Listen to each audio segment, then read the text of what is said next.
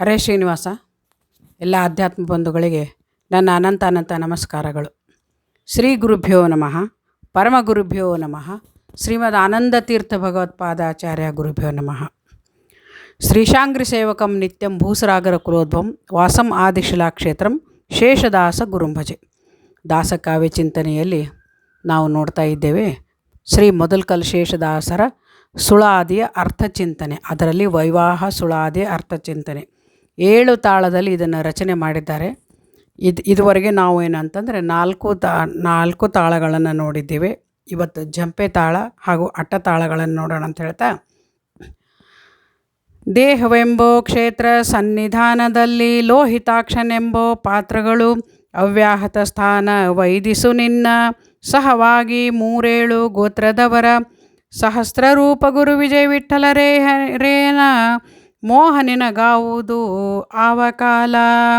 ನೋಡಿ, ಜಂಪೆ ತಾಳದಲ್ಲಿ ಹೇಳ್ತಾ ಇದ್ದಾರೆ, ಮದುವೆ ಅನ್ನೋದು ಏನು, ವಿವಾಹ ಅಂದರೆ ಯಾವ ರೀತಿ ಮಾಡಬೇಕು, ಏನೇನೋ ಕಾರ್ಯಕ್ರಮ ಉಂಟು, ಯಾರ್ಯಾರನ್ನು ಬ್ರಹ್ಮಾಂಡದಲ್ಲಿರುವ ಸಮಸ್ತವನ್ನು ಪಿಂಡಾಂಡದಲ್ಲಿ ನಾವು ಚಿಂತನೆ ಮಾಡ್ತಾ ಬಹಳ ದೊಡ್ಡ ದೊಡ್ಡ ವಿಷಯಗಳನ್ನು ನಮಗೆ ಕರ್ಮ ಸಿದ್ಧಾಂತದ ವಿಚಾರಗಳನ್ನು, ಅಂದರೆ ನಾವು ಮಾಡುವುದೆಲ್ಲ ನಾನೇ ಮಾಡಿದೆ ಅನ್ನೋದೊಂದು ಅಹಂಭಾವ, ಅದರ ಜೊತೆಗೆ ನಂದು ಅನ್ನೋದೊಂದು ಮೋಹ, ಇದನ್ನೆಲ್ಲ ತ್ಯಜಿಸಲಿಕ್ಕೆ ಅಂತಲೇ ಇದು ದೊಡ್ಡ ದೊಡ್ಡ ಉದಾತ್ತ ಚಿಂತನೆಗಳನ್ನು ನಮಗೆ ಸುಳಾದಿಯಲ್ಲಿ ಅರ್ಥಗಳನ್ನು ಅಡಗಿಸಿಟ್ಟಿದ್ದಾರೆ. ಅದರದ್ದು ನಮ್ಗೆ ಅರ್ಥ ಆಗಲಾರ್ದೆ ನಾವು ಲೌಕಿಕದ ವಿಷಯವನ್ನೇ ನೋಡ್ತೀವಿ. ಅದನ್ನು ಬೇಡ ಅನ್ನೋದನ್ನು ದಾಸರಾಯರ ಮಾತಾಗಿದೆ. ಮತ್ತು ಇಲ್ಲಿ ಹೇಳ್ತಾ ಇದ್ದಾರೆ, ದೇಹವೆಂಬೋ ಕ್ಷೇತ್ರ ಸನ್ನಿಧಾನದಲ್ಲಿ, ಕ್ಷೇತ್ರ ಅಂತ ಕರೆಸ್ಕೊಳ್ತದೆ. ಇಲ್ಲಿ ಕ್ಷೇತ್ರಜ್ಞನಾಗಿ ನಮ್ಮ ಬಿಂಬರೂಪಿ ಪರಮಾತ್ಮ ಇದ್ದಾನೆ. ದೇಹವೆಂಬ ಈ ನಮ್ಮ ದೇಹದಲ್ಲಿ ಏನಂತಂದರೆ ಭಗವಂತ ಸನ್ನಿಹಿತನಾಗಿ ಅವನು ಕ್ಷೇತ್ರಮೂರ್ತಿಯಾಗಿ ನಿಂತಿದ್ದಾನೆ. ಹೃದಯಸ್ಥನಾಗಿ ನಮ್ಮ ಸನ್ನಿಧಾನ ಅಂದರೆ ಅವನು ಇದ್ದಾನೆ ಅಂತ ನಾವು ನೋಡ್ತೀವಿ. ವ್ಯಾಪ್ತಿ ಸಂಧಿಯಲ್ಲಿ ಹೇಳಿದರು ದಾಸರಾಯರು, ಜಗನ್ನಾಥ ದಾಸರು ಕೂಡ ನಮಗೆ 3 ರೂಪದಿಂದ, ಪುರುಷ ರೂಪ ತ್ರಯ ಪುರಾತನ ಪುರುಷೋತ್ತಮ ಅನ್ನುವ ರೂಪದಿಂದ ಬ್ರಹ್ಮಾಂಡದಲ್ಲಿ, ಪಿಂಡಾಂಡದಲ್ಲಿ ಹಾಗೂ ನಮ್ಮ ಹೃದಯಸ್ಥ ಇದರಲ್ಲಿ ಬ್ರಹ್ಮಾಂಡದ ಹೊರಗೆ, ಒಳಗೆ ಮತ್ತು ಹೃದಯಸ್ಥ, ಈ ರೀತಿ ಪುರುಷೋತ್ತಮ ಅನ್ನುವ ಹೆಸರಿನಿಂದ ಇಡೀ ಸಮಸ್ತ ದೇಹವನ್ನು ವ್ಯಾಪಿಸಿದ ರೂಪಕ್ಕೆ ನಾವು ಪುರುಷ ಅಂತ ಕರಿತೀವಿ. ಮತ್ತು ನಮ್ಮ ಹೃದಯಸ್ಥ ರೂಪಕ್ಕೆ ನಾವು ಬಿಂಬ ಅಂತ ಕರಿತೀವಿ. ಆ ರೀತಿ ನೋಡೋದಾದರೆ ಈ ಬಿಂಬರೂಪಿ ಪರಮಾತ್ಮನ ಒಂದು ಚಿಂತನೆಯನ್ನು ಮಾಡ್ತಾ ಈ ಕ್ಷೇತ್ರ ಸನ್ನಿಧಾನದಲ್ಲಿ ಅವನನ್ನು ವ್ಯಾಪ್ತನಾಗಿ ನಿಂತು ಮಾಡ್ತಾ ಇದ್ದಾನೆ ಅಂತ ಹೇಳ್ತಾ ಇದ್ದಾರೆ. ಲೋಹಿತಾಕ್ಷನೆಂಬೋ ಪಾತ್ರಗಳು, ಲೋಹಿತಾಕ್ಷ ಅಂತಂದರೆ, ಲೋಹಿತ ಅಂದರೆ 3 ಕಣ್ಣುಗಳುಳ್ಳಂಥ ರುದ್ರದೇವರು, ಅಥವಾ ಅಕ್ಷಗಳು ಅಂದರೆ ಕಣ್ಣು, ಆ ರೀತಿ ಲೋಹಿತಾಕ್ಷನೆಂಬ ಪಾತ್ರಗಳು. ತ್ರಿನೇತ್ರ ಅಂದರೆ ಅಹಂಕಾರ ತತ್ವಕ್ಕೆ ಅಭಿಮಾನಿಯಾದ ರುದ್ರದೇವರು ಸಮಗ್ರ ಈ ದೇಹದಲ್ಲಿ ವ್ಯಾಪ್ತವಾಗಿ ನಿಂತಿದ್ದಾರೆ ಅಂತ ಲೋಹಿತಾಕ್ಷನೆಂಬ ಪಾತ್ರಗಳು.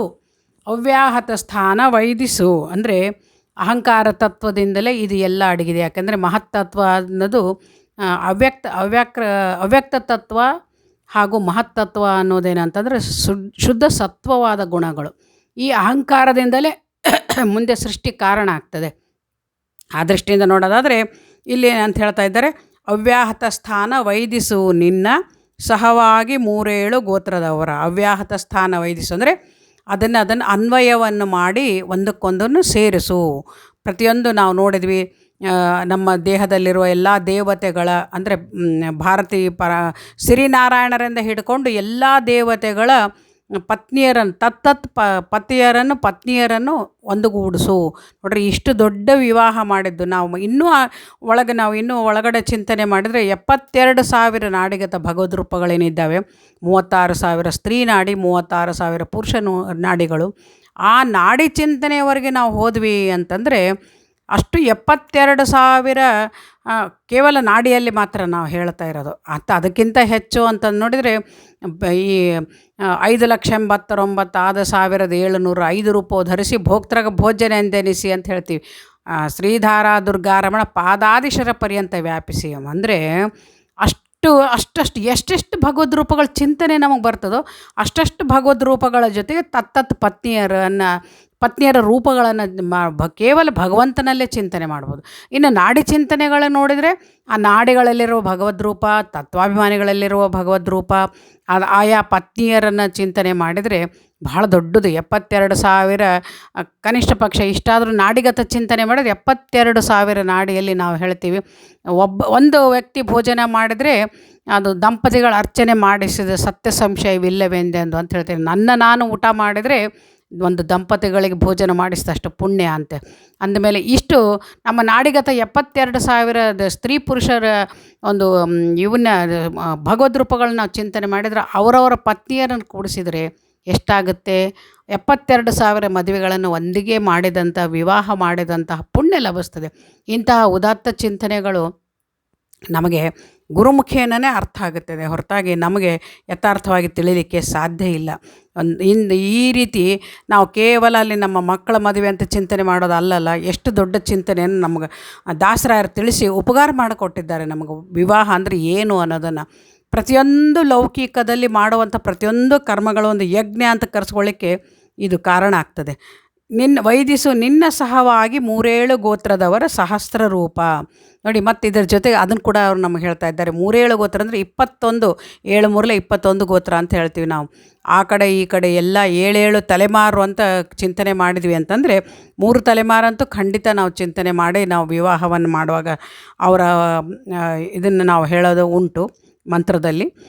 ಆ ರೀತಿ ಸಹಸ್ರ ರೂಪ ಗುರು ವಿಜಯ ವಿಠ್ಠಲರೇಯನ ಮೋಹ ನಿನಗಾವುದು ಆವ ಕಾಲ. ಆಗ ನಿನಗೆ ಇಷ್ಟೆಲ್ಲ ನೀನು ಚಿಂತನೆ ದೊಡ್ಡದೊಂದು ಈ ಒಂದು ಚಿಂತನೆ ಮಾಡಿ ನೀನು ಮದುವೆ ಮಾಡಿದೆ ಆದರೆ ನಿನಗೇನಾಗ್ತದೆ, ನಿನ್ನ ಗೋತ್ರದವರ ಎಲ್ಲ ಉದ್ಧಾರ ಆಗಿ ನಿನ್ನ ಸಹಿತವಾಗಿ 37 ಗೋತ್ರದವರು ಉದ್ಧಾರ ಆಗ್ತಾರೆ. ಸಹಸ್ರ ರೂಪ ಗುರು ವಿಜಯ ವಿಠ್ಠಲರೇಯನ ಮೋಹ ನಿನಗಾಗುವುದು ಆವ ಕಾಲ. ಅಂದರೆ ಭಗವಂತ ವಿಜಯ ವಿಠ್ಠಲರೇಯ ಅಂದರೆ ಭಗವಂತ ಶ್ರೀಹರಿಯ ಒಂದು ಮೋಹ ಅಂದರೆ ಅವನಲ್ಲಿ ಮನಸ್ಸು ಅವನಲ್ಲಿ ನಿಂದು ಲೀನ ಆಗ್ತದೆ, ಅಥವಾ ನೀನು ಅವನ ಬಗ್ಗೆ ಒಂದು ಯಥಾರ್ಥ ಚಿಂತನೆ ಮಾಡದಂತೆ ಆಗ್ತದೆ. ಕೇವಲ ವಿವಾಹ ಮಾಡದಂತೆ ಅಲ್ಲ, ಭಗವಂತನ ಒಂದು ವಿಷಯಕವಾದ ಜ್ಞಾನ ನಿನಗೆ ಬರ್ತದೆ. ಮತ್ತು ಅದರ ಜೊತೆಗೆ ಏನಂದರೆ ಕರ್ಮದ ಲೇಪ ತಪ್ಪುತ್ತದೆ. ಯಾವುದೇ ಒಂದು ಮದುವೆ, ಯಾವುದೇ ನಾವು ಏನಾದರೂ ಲೌಕಿಕದ ವಿಷಯಗಳನ್ನು ಮಾಡಿದಾಗ ನಮಗೆ ಕರ್ಮ ನಾನು ಮಾಡಿದೆ ಅನ್ನೋದಾದರೆ ಕರ್ಮ ಲೇಪ, ಆ ಕರ್ಮದ ಒಂದು ಬಂಧವನ್ನು ಕೂಡ ನಾವು ಕಳಚಿಕೊಳ್ಳಿಕ್ಕೆ ಇದು ಕಾರಣ ಆಗ್ತದೆ ಅಂತ ಒಂದು ದೊಡ್ಡ ವಿಷಯನ ಹೇಳ್ತಾರೆ. ಇಂಥದ್ದೆಲ್ಲ ನಾವು ಅನುಸಂಧಾನಪೂರ್ವಕವಾಗಿ ಅಧ್ಯಯನ ಮಾಡಬೇಕು. ಅಧ್ಯಯನಶೀಲರಾದರೆ ನಮಗೆ ಇದ್ರ ಜ್ಞಾನ ದೊರೀತದೆ. ಅದು ಗುರುಗಳಿಂದ ಶಾಸ್ತ್ರೋಕ್ತವಾಗಿ ತಿಳಿಯಬೇಕು. ಮತ್ತಿನ್ನು ಅಟ್ಟತಾಳದಲ್ಲಿ ಹೇಳ್ತಾರೆ, ಇನಿತು ಲಕ್ಷಣದಿಂದಲ್ಲಿ ಚತುರ್ಥ ದಿನದಲ್ಲಿ ಏನೇನು ಮಾಡತಕ್ಕದ್ದೆಲ್ಲ ಧನುಜಾರಿಗೆ ಇದು ಉಪಚಾರವೆಂದೆನ್ನು. ನೀನು ಕೊಡುವುದೆಲ್ಲ ನೀನು ಕೊಂಬುವುದೆಲ್ಲ ಅನ್ವಯಿಸು ಬಿಂಬನ ಪಾದ ಸನ್ನಿಧಿಯಲ್ಲಿ. ಇನಿತು ಮಾಡುವ ಮನೆಯಲ್ಲಿ ಸುರರೆಲ್ಲ ವನಜಾಕ್ಷನಾಗ್ನದಿ ಶುಭವೇ ಕೊಡುತ್ತಿಪ್ಪರು. ಇನ ಶಶಿಮಂಡಲ ಪರ್ಯಂತ ತಿಳಿಯುವ ಘನರಾಶಿ ಗಣಿತ ದಿನಿತು ಸತ್ಪುಣ್ಯವ. ಜನಿಸುವುದರಿಂದ ಬರೆದೆ ಮಾತುಗಳಲ್ಲ, ಅನುಮಾನ ಇದಕ್ಕಿಲ್ಲ ಶ್ರುತಿ ಸ್ಮೃತಿ ವಾಕ್ಯವು. ವನಜಾಧಿಪತಿ ಗುರು ವಿಜಯ ವಿಠ್ಠಲಂಗೆ ಮನೆಯವ ನೆನೆಸುವಿ ಇದರಿಂದ ಆವಾಗ. ನೋಡಿ, ಈ ರೀತಿ ಏನಿತ್ತು ಲಕ್ಷಣದಿಂದಲೇ ಚತುರ್ಥ ದಿನದಲ್ಲಿ, ಅಂದರೆ ನಾವಿಲ್ಲಿ ನೋಡೋದಾದರೆ ಮದುವೆ ವಿಷಯವನ್ನು ಇಲ್ಲಿ ಇವರು ಏನು ಹೇಳ್ತಾರೆ, ಚತುರ್ಥ ದಿನ ಅಂದರೆ 4 ದಿನ ಅಂತ ಹೇಳ್ತಾರೆ. ಕನಿಷ್ಠ ಪಕ್ಷ ಆವಾಗೆಲ್ಲ ಮದುವೆ ಮುಖ್ಯವಾಗಿ ಇವಾಗ 2 ದಿನ ಆದರೆ ಹೆಚ್ಚು, ಆದರೆ ಅವಾಗೆಲ್ಲ ವಿಚಾರ ಮಾಡಿ ನೋಡಿದರೆ 4 ದಿನ ಅಂತ. 4 ದಿನದಲ್ಲಿ ಇನಿತು ಲಕ್ಷಣದಿಂದಲೇ ಚತುರ್ಥ ದಿನದಲ್ಲಿ ಏನೇನು ನಾವು ದಿನನಿತ್ಯ ಮದುವೆಯ ಪೂಜಾ ಕೈಂಕರ್ಯಗಳು ಮಾಡ್ತೀವಲ್ಲ, ದೇವರ ಸಮಾರಾಧನೆ ಮತ್ತು ವರಪೂಜೆ, ಶಾಸ್ತ್ರದ ಏನೇನು ನಾವೆಲ್ಲ ಮಾಡ್ತೀವಿ. ಮದುವೆ ವಿವಾಹದ ದಿನ ಮರುದಿನದಲ್ಲಿ ಏನಂತಂದರೆ ವಧುವರರಿಗೆ ಏನಂತಂದರೆ ನಾವು ಮನೆ ತುಂಬಿಸ್ಕೊಳ್ಳೋದು, ಪ್ರತಿಯೊಂದು ನಾವು ಏನೇನು ಅಲ್ಲಿ ವಿಧಿವತ್ತಾಗಿ ನಾವು ವಿವಾಹದ ಒಂದು ಇದನ್ನು ಸಂಪ್ರದಾಯಗಳನ್ನು ಮಾಡ್ತಾ ಹೋಗ್ತೀವಿ. ಅದು ಎಲ್ಲ ಏನು ಮಾಡತಕ್ಕದ್ದೆಲ್ಲ ಪ್ರತಿಯೊಂದು ಏನಂತಂದ್ರೆ ಧನುಜಾರಿಗೆ ಇದು ಉಪಚಾರ. ಅಂದರೆ ಏನು ಮಾಡುವ ನಾವೆಲ್ಲ ಕರ್ಮಗಳೆಲ್ಲ ಏನಂತಂದರೆ ಧನುಜಾರಿ ಅಂದರೆ ಶ್ರೀಹರಿ. ಧನುಜರು ಅಂದರೆ ದೈತ್ಯರ ವೈರಿಯಾದ ಶ್ರೀಹರಿಗೆ ಇದು ಉಪಚಾರ, ಇದು ಅವನಿಗೆ ಮಾಡ್ತಾ ಇದ್ದೇನೆ. ಇದು ಪೂಜೆ ಅಥವಾ ಇದು ಯಜ್ಞ ಅಥವಾ ಇದು ಸಮರ್ಪಣೆ ಅನ್ನುವುದು ನಮಗೆ ಇದು ವಿಷಯ ಬರಬೇಕು. ಅದನ್ನು ಕೊಡ್ತಾರೆ. ನೀನು ಕೊಡುವುದೆಲ್ಲ ನೀನು ಕೊಂಬುವುದೆಲ್ಲ ಅನ್ವಯಿಸು ಬಿಂಬನ ಪಾದ ಸನ್ನಿಧಿಯಲ್ಲಿ.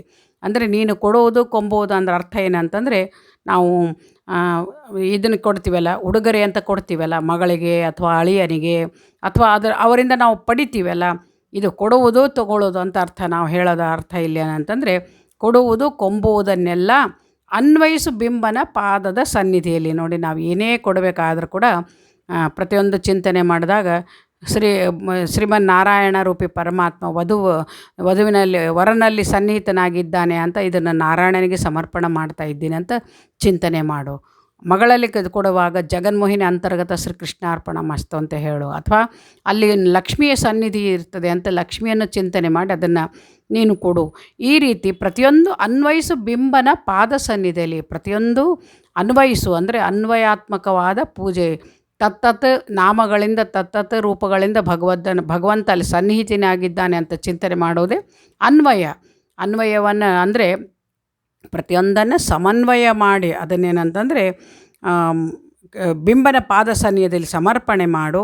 ಈ ರೀತಿ ನೀನು ಮಾಡುವುದರಿಂದ ಇನಿತು ಮಾಡುವ ಮನೆಯಲ್ಲಿ ಸುರರೆಲ್ಲ ವನಜಾಕ್ಷನಾಜ್ಞೆಯಲ್ಲಿ ಶುಭವೇ ಕೊಡುತ್ತಿಪ್ಪರು. ನೋಡ್ರಿ, ಈ ರೀತಿ ಮಾಡುವಂತಹ ಅಂದರೆ ಈ ರೀತಿ ಚಿಂತನೆ ಇದು ಯಾರಿಗೆ ಚಿಂತನೆ ಬರಲಿಕ್ಕೆ ಸಾಧ್ಯ? ಜ್ಞಾನಿಗಳಿಗೆ ಮಾತ್ರ ಸಾಧ್ಯ. ನಮ್ಮಂತಹ ಲೌಕಿಕದಲ್ಲಿ ಮುಳುಗಿದಂಥವ್ರಿಗೆ ಇಂತಹ ವಿವಾಹದ ವಿಷಯಕ್ಕೆ ಅದಕ್ಕಂತೂ ಮದುವೆ ವಿಷಯದಲ್ಲಿ ನಮಗೆ ನೂರಾರು ಬರೀ ಟೆನ್ಷನ್ನೇ ಮಾತ್ರ ಆಗಿರುತ್ತೆ. ಅದು ಹೆಂಗೆ ಆಗ್ತದೋ, ಇದು ಹೆಂಗೆ ಆಗ್ತದೋ, ಅಡುಗೆ ಹೆಂಗೆ ಆಗ್ತದೋ, ಮತ್ತು ಎಷ್ಟು ದುಡ್ಡು ಹೆಂಗೆ ಇದನ್ನು ಮಾಡಬೇಕು, ಅವರಿಗೆ ದುಡ್ಡು ಕೊಡಬೇಕು, ಇವರಿಗೆ ಡೆಕೋರೇಷನ್ ಯಾವ ರೀತಿ ಮಾಡಿ ಬರೀ ನಾವು ಇದರಲ್ಲೇ ಹೋಗಿರ್ತೀವಿ ಹೊರತಾಗಿ ಇದು ಅನ್ವಯ ಪೂಜೆ, ಇದು ಭಗವಂತನಿಗೆ ಅರ್ಪಣ, ಇದು ಒಂದು ಯಜ್ಞ ಅಥವಾ ಇದು ಒಂದು ನಾವು ಮಾಡ್ತಾ ಇರೋದೊಂದು ದೊಡ್ಡ ವಿವಾಹ. ಅದು ಶ್ರೀನಿವಾಸ ಕಲ್ಯಾಣಕ್ಕಿಂತ ದೊಡ್ಡ ವಿವಾಹ ಅನ್ನೋದು ನಾವು ಕಲ್ಯಾಣಕ್ಕಿಂತ ಅಂದರೆ ಅರ್ಥ ಏನಂತಂದರೆ ಅದರಷ್ಟೇ ಮಹತ್ವವುಳ್ಳದ್ದು ಅನ್ನೋ ಪರಿಕಲ್ಪನೆ ನಮಗೆ ಬರೋದಿಲ್ಲ. ನಾವೇನು ಮಾಡ್ತೀವಿ, ಬಿಂಬನಲ್ಲಿ ಬೇರೆ ಚಿಂತನೆ ಮಾಡ್ತೀವಿ, ನಮ್ಮ ಪ್ರತಿಬಿಂಬರಾದ ನಮ್ಮ ಮಕ್ಕಳಲ್ಲಿ ಬೇರೆ ಚಿಂತನೆ ಮಾಡ್ತೀವಿ. ಬಿಂಬ ಪ್ರತಿಬಿಂಬಗಳನ್ನು ನಾವು ಅನ್ವಯಿಸಿಕೊಂಡು ನೋಡಿ ಅಲ್ಲಿ ಬಿಂಬರೂಪಿ ಪರಮಾತ್ಮ ಇದ್ದದಕ್ಕೇ ನಾ ಅದೆಲ್ಲ ವೈಭವವನ್ನು ಮಾಡ್ತಾ ಇದ್ದೇನೆ ಅನ್ನೋ ಚಿಂತನೆಯನ್ನು ಮಾಡಿ ಬಿಂಬನ ಪಾದದಲ್ಲಿ ಅದನ್ನೆಲ್ಲ ಅನ್ವಯಿಸು. ಆ ರೀತಿ ಅವನಿಗೆ ಏನು ಕೊಡೋದು ಕೊಂಬೋದೆಲ್ಲ ಪ್ರತಿಯೊಂದು ಅವನಿಗೆ ಕೃಷ್ಣಾರ್ಪಣ ಹೇಳಿ ಅವನಿಗೆ ಸಲ್ಲಿಸು. ಈ ರೀತಿ ಮಾಡುವಂತಹವನ ಮನೆಯಲ್ಲಿ ಸುರರೆಲ್ಲ ವನಜಾಕ್ಷನಾಗ್ನೇ ಶುಭವೇ ಕೊಡುತ್ತಿಪ್ಪರು. ನೋಡ್ರಿ, ಇಂತಹ ಮನೆಯಲ್ಲಿ ಯಾರು ಈ ರೀತಿ ವಿವಾಹವನ್ನು ಅನುಸಂಧಾನಪೂರ್ವಕವಾಗಿ ಮಾಡ್ತಾರೋ ಅವರ ಮನೆಯಲ್ಲಿ ಎಲ್ಲ ದೇವತೆಗಳು ಏನಂತಂದ್ರೆ ವನಜಾಕ್ಷನಾಗ್ನೆ ಅಂದರೆ ಶ್ರೀ ಹರಿಯ ಆಜ್ಞೆಯಿಂದ ಎಲ್ಲ ದೇವತೆಗಳ ನಿಂತು ಏನಂತಂದ್ರೆ ಆ ಮನೆಗೆ ಶುಭವನ್ನು ಕೊಡ್ತಾರೆ. ಶುಭ ಅಂದರೆ ಇಲ್ಲಿ ನಾವೇನು ತಗೋಬೇಕು, ಶೋಭನವನ್ನು ಕೊಡ್ತಾರೆ. ಅಂದರೆ ವಧುವರರಿಗೆ ದೀರ್ಘ ಆಯುಷ್ಯ, ಆರೋಗ್ಯ, ನಿತ್ಯ ತೃಪ್ತಿ. ಅದನ್ನೇನಂತಂದರೆ ಮತ್ತೆ ಮನೆಯಲ್ಲಿ ಏನಂದರೆ ಅದು ಸಂಪತ್ತು, ಐಶ್ವರ್ಯ, ಏನು ಅವರಿಗೆ ಕಡಿಮೆ ಆಗದಂತೆ ಒಂದು ಸಮೃದ್ಧಿಯನ್ನು ಕೊಡೋದು, ಅಷ್ಟೈಶ್ವರ್ಯಗಳನ್ನು ಕೊಟ್ಟು ದೇವತೆಗಳು ಅವ್ರನ್ನ ರಕ್ಷಣೆ ಮಾಡ್ತಾರೆ. ಈ ರೀತಿ ಚಿಂತನೆ ಮಾಡಬೇಕು. ಇನ ಶಶಿಮಂಡಲ ಪರ್ಯಂತ ತಿಳಿಯುವ ಘನರಾಶಿ ಗಣಿತಾದಿನಿತು ಸತ್ಪುಣ್ಯವ. ನೋಡ್ರಿ, ಇನ ಶಶಿಮಂಡಲ ಪರ್ಯಂತ ತಿಳಿಯುವ ಅಂದರೆ ನಾವು ನೋಡ್ತೀವಿ ಸೂರ್ಯಚಂದ್ರರಿರುವವರೆಗೆ ಏನು ಅರಚಂದ್ರಾರ್ಕವಾಗಿ ಕೀರ್ತಿ ಬೆಳಗಲಿ ಅಂತ ಯಾವ ರೀತಿ ನಾವಂತೀವೋ ಆ ರೀತಿ ಸೂರ್ಯಚಂದ್ರರು ಇರುವ ಪರ್ಯಂತರ ಈ ರೀತಿ ಏನಂತಂದ್ರೆ ಘನರಾಶಿ ಗಣಿತಾದಿನಿತು ಸತ್ಪುಣ್ಯವ. ಈ ರೀತಿ ನಾವು ಮಾಡೋದರಿಂದ ಏನಾಗ್ತದೆ ಅಂತಂದರೆ ಸತ್ಪುಣ್ಯ, ಒಳ್ಳೆಯ ಪುಣ್ಯ ಏನಾಗ್ತದೆ, ಕರ್ಮ ಸಮರ್ಪಣೆಯಿಂದ ಪುಣ್ಯ ನಮಗೆ ಯಾವ ರೀತಿ ಬರ್ತದೆ ಅಂತಂದರೆ ಅಗಾಧ ರಾಶಿಯಾಗಿ ಬೆಳೀತದಂತೆ. ಘನರಾಶಿ ಗಣಿತ ಅದು ಅನಂತ ಮಾಡಿ ಸ್ವಾಮಿಗೆ ನಾನು ಅರ್ಪಣೆ ಮಾಡಿದೆ ಅಂತಂದರೆ ನೋಡ್ರಿ, ಅರ್ಪಣಾ ಭಾವದಿಂದ ನಮಗೆ ಏನು ಆಗ್ತದೆ ಅನ್ನೋದನ್ನು ಕೂಡ ದಾಸರಾಯರು ಹೇಳ್ತಾ ಇದ್ದಾರೆ. ಏನೇ ನಾವು ಸಮರ್ಪಣೆ ಮಾಡಿದ್ವಿ ಅಂದರೆ ಆ ಸಮರ್ಪಣದಿಂದ ನಮಗೆ ಅನಂತ ಪುಣ್ಯ ಗಣಿತಾದಿನಿತು ಸತ್ಪುಣ್ಯವು ಜನಿಸುವುದು. ಇದರಿಂದ ಏನಂತಂದರೆ ಪುಣ್ಯ ಹೆಚ್ಚು ನಮಗೆ ಎಷ್ಟು ಚಿಂತನೆಗೆ ಬರಲಿಕ್ಕೆ ಉಂಟು ಅಷ್ಟೇನಂತಂದರೆ ಸೂರ್ಯಚಂದ್ರರು ಇರುವವರೆಗೂ ಅವನೇನಂತಂದರೆ ಪುಣ್ಯದ ರಾಶಿಯನ್ನು ಪಡಿತಾನೆ ಅಂತ ಹೇಳ್ತಾರೆ. ಜನಿಸುವುದು ಬರಿದೆ ಮಾತುಗಳಲ್ಲ. ಇದು ಸುಮ್ಮನೆ ನಾನು ಔಪಚಾರಿಕವಾಗಿ ಏನೋ ನಿಮಗೆ ಸಮಾಧಾನಕ್ಕೆ ಅಂತ ಹೇಳ್ತಾ ಇಲ್ಲ. ಇದು ಮಾತು ನಿಜ. ಇಂದ್ರಾಂಶ ಸಂಭೂತರಾದ ಶೇಷದಾಸರ ಮಾತು ಸುಳ್ಳಾಗಲಿಕ್ಕೆ ಸಾಧ್ಯ ಉಂಟಾ? ಯಾಕೆ ಅಂತಂದರೆ ಅವರು ಏನಂತಾರೆ, ಅವರ ತಪಸ್ಶಕ್ತಿ, ಅವ್ರ ಕೋಟಿ ವರ್ಷ ಏನಂತಂದರೆ ಹೊಗೆಯುಂಡು ಪುರಂದರನು 1 ಕೋಟಿ ವರ್ಷ ಹೊಗೆಯುಂಡು ತಪಸ್ಸು ಮಾಡಿದಂತಹ ಮಹಾನ್ ವ್ಯಕ್ತಿತ್ವ ಇಂದ್ರದೇವರದು. ಇಂದ್ರಾಂಶ ಸಂಭೂತರಾದ ಶೇಷದಾಸರ ಮಾತು ಅನುಮಾನ ಇದಕ್ಕಿಲ್ಲ. ಶ್ರುತಿ ಸ್ಮೃತಿ ವಾಕ್ಯವು ಪ್ರತಿಯೊಂದು ಅವರ ಪ್ರಮಾಣಪೂರ್ವಕವಾಗಿ ಶ್ರುತಿಯಲ್ಲಿ ಹೇಳಿದಂತೆ ವೇದಗಳನ್ನು, ಉಪನಿಷತ್ತುಗಳನ್ನು ಅರ್ಥಗಳನ್ನು ಇಟ್ಟುಕೊಂಡೆ ಪುರಾಣಾದಿಗಳ ವೇದವ್ಯಾಸರ ಮಾತುಗಳನ್ನೇ ಸುಳಾದಿಯಲ್ಲಿ ನಮಗೆ ತಂದು ಕೊಟ್ಟಿದ್ದಾರೆ. ವನಜಾಧಿಪತಿ ಗುರು ವಿಜಯ ವಿಠ್ಠಲಂಗೆ ಮನೆಯವನೆನಿಸುವಿ ಇದರಿಂದ ಆವಾಗ. ನೋಡ್ರಿ, ಗುರು ವಿಜಯ ವಿಠ್ಠಲ ಅಂತಂದರೆ ಅವರ ಭಗವದ್ರೂಪವಾದ ಬಿಂಬರೂಪ ಪರಮಾತ್ಮನ ಗುರು ವಿಜಯ ವಿಠ್ಠಲನಿಗೆ ಮನೆಯವನೆನಿಸುವಿ ಅಂತ ಹೇಳ್ತಾರೆ.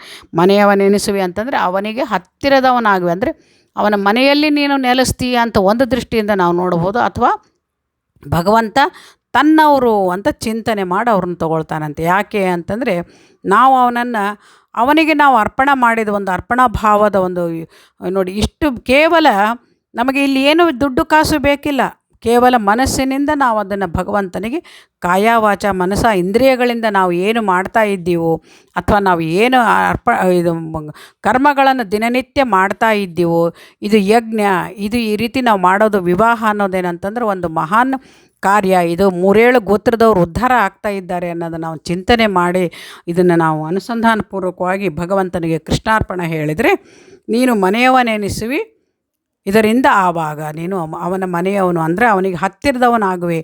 ಜಗನ್ನಾಥದಾಸರು ಕೂಡ ನಮ್ಗೆ ಹೇಳ್ತಾರೆ, ತನ್ನವರೆನಿಸುವವರಿಗೆ ತನ್ನವರು ಅಂದರೆ ತನ್ನವರು ಅಂತಂದರೆ ಯಾರು ತನ್ನನ್ನು ಅನುಗಾಲ ಚಿಂತನೆ ಮಾಡ್ತಾರೋ, ಯಾರು ಈ ರೀತಿ ಮಹತ್ತಾದ ಚಿಂತನೆಯನ್ನು ಮಾಡಿ ಉದಾತ್ತ ಚಿಂತನೆ, ದೊಡ್ಡ ದೊಡ್ಡ ಶಾಸ್ತ್ರಸಮ್ಮತವಾದ ವಿಷಯಗಳನ್ನು ಅರ್ಥ ಚಿಂತನೆ ಮಾಡ್ತಾರೋ ಅವರು ಭಗವಂತನಿಗೆ ಅತ್ಯಂತ ಪ್ರೀತಿಕರರಾಗ್ತಾರೆ. ಯಾಕೆ ಅಂತಂದರೆ ಭಗವಂತನನ್ನು ತಿಳಿಯುವವರೇ ಅವನ ಗುಣರೂಪ ಕ್ರಿಯೆಗಳನ್ನು ಅರ್ಥ ಮಾಡಿಕೊಳ್ಳೋರು ಅವರು. ಯಾಕಂದರೆ ಜ್ಞಾನಿಗಳಿಗೆ ಬಹಳ ಪ್ರಿಯ ಭಗವಂತ. ಯಾವ ಒಂದು ಜಾತಿ ವರ್ಣ ಭೇದ ಯಾವುದೂ ಇಲ್ಲ. ನಹಿ ಜ್ಞಾನೇನ ಸದೃಶಂ, ಜ್ಞಾನಕ್ಕಿಂತ ದೊಡ್ಡದಿಲ್ಲ. ಅಂತಹ ಜ್ಞಾನಿಗಳು ಯಾಕೆ ಪ್ರಿಯ ಅಂದರೆ ಜ್ಞಾನಿಗಳು ಭಗವಂತನನ್ನು ಯಥಾರ್ಥವಾಗಿ ಅವನ ಗುಣರೂಪ ಕ್ರಿಯೆಗಳನ್ನು ತಿಳಿದು ಜಗತ್ತಿಗೆ ತೋರಿಸಿಕೊಡ್ತಾರೆ ಅನ್ನೋದು. ಆ ದೃಷ್ಟಿಯಿಂದ ಭಗವಂತ ಅವರನ್ನು ಅವರ ಮನೆಯವನೆನಿಸುವಿ ನೀನು ಅಂತ ನಮಗೆ ಭಗವಂತನ ಸಾಮೀಪ್ಯವನ್ನು ಕೊಡ್ತಾ ಇದ್ದಾರೆ ಮತ್ತು ಈ ಕರ್ಮದ ಲೇಪವನ್ನು ನಮಗೆ ತಪ್ಪಿಸ್ತಾ ಇದ್ದಾರೆ ಅಂತ ವಿವಾಹ ಒಂದು ಉದಾತ್ತ ಚಿಂತನೆಯನ್ನು ಯಥಾಮತಿ ಯಥಾಯೋಗ್ಯತ ಮುಂದಿನ ದಿನಗಳಲ್ಲಿ ಮುಂದಿನ ತಾಳವನ್ನು ನೋಡೋಣ ಅಂತ ಹೇಳ್ತಾ ಈ ನನ್ನ 4 ನುಡಿನಮನಗಳನ್ನು ಶೇಷದಾಸಗುರು ಅಂತರ್ಗತ ಭಾರತೀ ರಮಣ ಮುಖ್ಯ ಪ್ರಾಣ ಅಂತರ್ಗತ ಶ್ರೀ ಕೃಷ್ಣಾರ್ಪಣಮಸ್ತು. ಹರೇ ಶ್ರೀನಿವಾಸ, ಗುರು ರಾಘವೇಂದ್ರ. ಎಲ್ಲರಿಗೂ ಧನ್ಯವಾದಗಳು.